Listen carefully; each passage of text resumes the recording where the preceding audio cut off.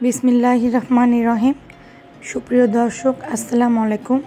চলে আসলাম নতুন আরেকটি রেসিপি নিয়ে। সেটা হলো 1/2 পাউন্ড চকলেট কেক। আর এই চকলেট কেকটা আমি বাসায় খাওয়ার জন্য করেছিলাম, আর সেটাই আমি আপনাদের সাথে শেয়ার করতে চলে আসলাম যে আমি কেকটা কিভাবে করেছি, কিভাবে ডেকোরেশন করেছি। যদিও বাসায় খাওয়ার জন্য কেকটা বেশি একটা ডেকোরেশন করি নাই, তবুও সেটা শেয়ার করলাম। তো চলুন রেসিপিটা তৈরি করা যাক। এর জন্য আমি একটি ডিম নিয়ে নিচ্ছি নর্মাল তাপমাত্রার, আর দিয়ে দিচ্ছি 1/4 কাপ চিনি, দিয়ে ইলেকট্রিক বিটার দিয়ে স্পিড 4-এ আমি বিট করে নিচ্ছি ডিমটাকে, যেন ডিমের যে হলুদ অংশটা সাদাটে হয়ে যায়, এরকম একটা করে নিলাম।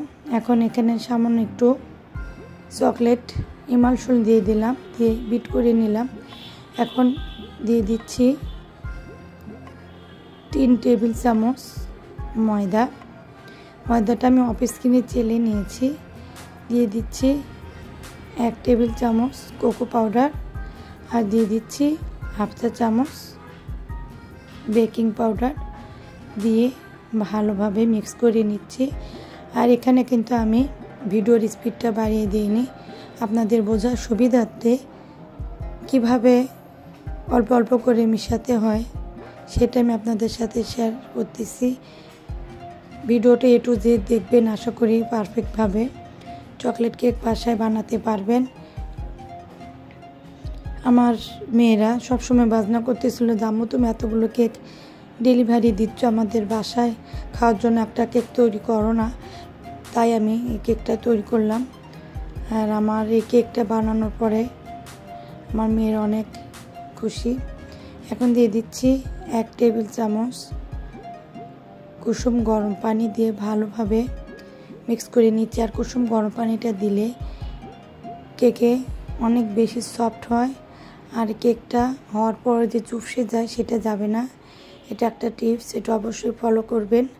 আর নতুনরা অবশ্যই আমার ভিডিওটা দেখবেন A to Z। ভিডিওর মধ্যে আমি অনেকগুলো টিপস শেয়ার করব, সেগুলো বোঝার চেষ্টা করবেন, তাহলে কেকগুলো সুন্দরভাবে পারফেক্ট হবে।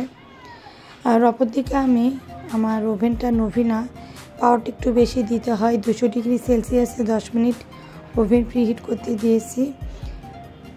এখানে এখন আমি দিয়ে দিচ্ছি মিশ্রণগুলো, ঢেলে দিচ্ছি মোল্ডের ভিতর।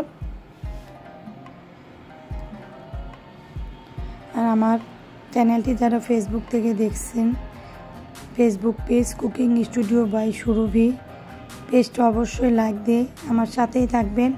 আমার এই ছোট্ট চ্যানেল এবং ছোট্ট পেজটার সাথেই থাকবেন, আমি যেন আপনাদেরকে সুন্দর সুন্দর রেসিপি উপহার দিতে পারি। কোনো রকম যেন বাবল না থাকে, সেই জন্য আমি ওটা স্টিক দিয়ে চেক করে নিলাম। না, 200 ডিগ্রি সেলসিয়াসে 25 মিনিট কেকটাকে বেক করার পরে ঠান্ডা করে নেওয়ার পর এখন কেটে নিচ্ছি। অল্প একটু ক্রিম দিয়ে দিলাম, এটা আমি ট্রপিক্যাল ক্রিমটা ইউজ করতেছি। এখন একটা লেয়ার কেকের দেওয়ার পর সুগার সিরাপ দিয়ে দিচ্ছি, দিয়ে আবারও কেকের লেয়ারটা দেওয়ার পর সুগার সিরাপ দিয়ে কেকটা ক্রিম সুন্দরভাবে প্লেট নাইফটে দিয়ে দিচ্ছি। যেহেতু এই কেকটা আমি বাসায় খাবো, সেজন্য আমি বেশি ডেকোরেশন করতেছি না। উপরে একটু চকলেট এটাতে কেটে নিয়ে ঝুরি করে দিয়ে দিয়েছি। তৈরি হয়ে গেল আমার মজাদার চকলেট কেক। তো আজকের মতন এই পর্যন্ত, আবারও হাজির হয়ে যাব নতুন কোনো রেসিপি কিংবা ব্লগ নিয়ে। সে পর্যন্ত আপনারা ভালো থাকবেন, সুস্থ থাকবেন। আসসালামু আলাইকুম, আল্লাহ হাফেজ।